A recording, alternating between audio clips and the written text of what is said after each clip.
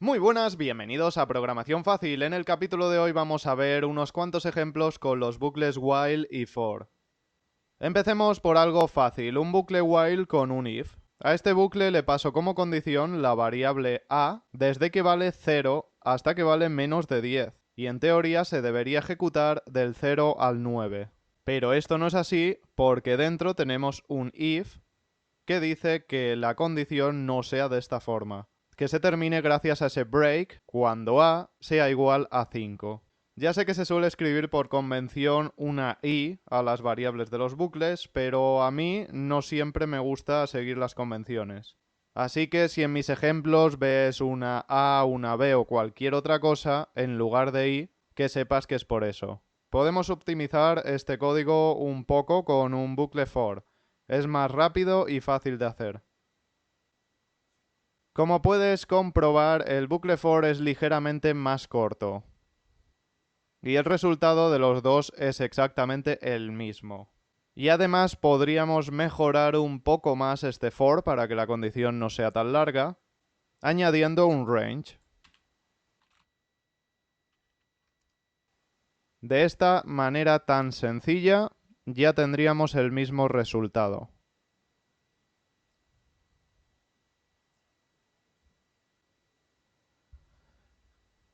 ¿Qué crees que es lo que hace este pequeño código de aquí? La respuesta es que crea un índice.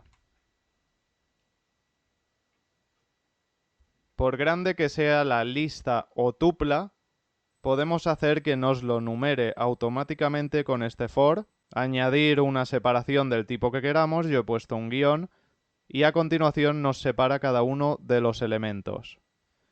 Por si con las variables a y b no te queda muy claro, lo podemos llamar de otra forma.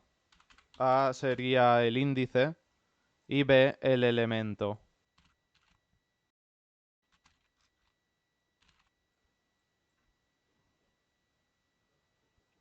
Normalmente la gente que no programa cuenta a partir del 1, por lo que si el índice creado empieza del 0, le puede llevar a una confusión o simplemente que no nos guste que salga ese 0 ahí. Pues podemos hacer que el índice empiece del número que queramos, añadiendo una coma y el número. Como yo quiero que empiece desde el 1, pues le pongo un 1.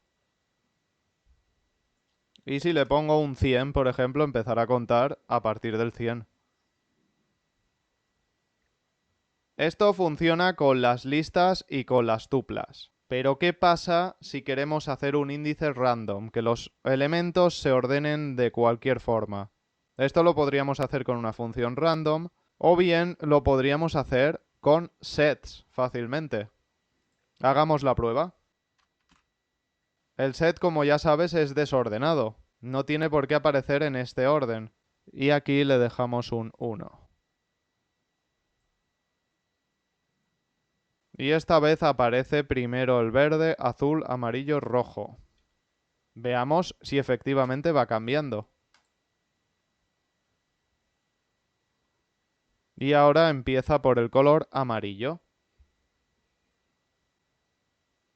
En el capítulo anterior mostré una serie de calculadoras de conversiones, las cuales no tenían un menú, teníamos que especificar los números de las bases para calcular, y la verdad que si no sabes de qué va la cosa no es nada intuitiva. Por eso dije que se podía añadir un menú y me habéis pedido en los comentarios que os muestre cómo sería dicho menú. Y aquí tenemos un ejemplo de dicho menú. Le damos 4 opciones de conversión al usuario y una quinta para salir. Pulsando el 5 salimos.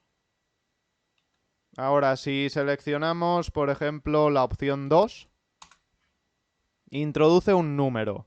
Sabemos que la conversión es de decimal a binario, entonces hay que introducir un número decimal. Si quieres le puedes poner aquí introduce un número decimal para ser más específico.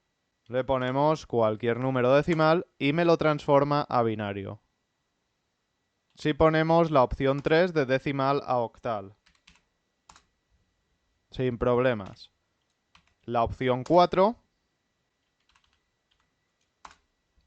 y me lo ha transformado a hexadecimal. Y finalmente queda la opción 1, que la he dejado para el final porque tiene un submenú. Las conversiones a decimal de cualquier tipo de base. Yo he puesto unas cuantas opciones de bases. No las he puesto todas. Si introducimos un número, por ejemplo en binario, aquí le podemos pasar como número el que queramos, en binario, en hexadecimal. Pulsamos Enter y nos sale el submenú, que dice que introduzcamos el sistema de este número. Como esto es binario, le pongo un 1 de binario a decimal y me dice que el número binario 111 es el número 15 en decimales. Hago una prueba más. Por ejemplo, un número en base 32, Q3P,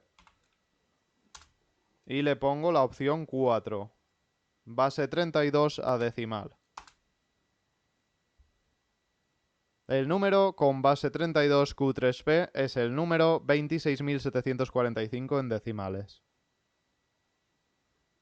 Y esta es una de las formas que podrías hacer un menú para esta calculadora. ¿Cómo está hecho este menú? Pues con una función, con una serie de ifs, el if-else, y poca cosa más. Aquí tiene otra función para el menú. Seguramente todo esto ya no tiene mucho misterio para vosotros, pero si aún así queréis que suba el código a mi GitHub, me lo podéis decir en los comentarios. Pues bien, voy a dejar el capítulo aquí, espero que te esté gustando, si es así apóyalo con un like para que suba mucho más Python. Y si te quedaron dudas, como siempre, déjame un comentario. Nos vemos en el próximo capítulo.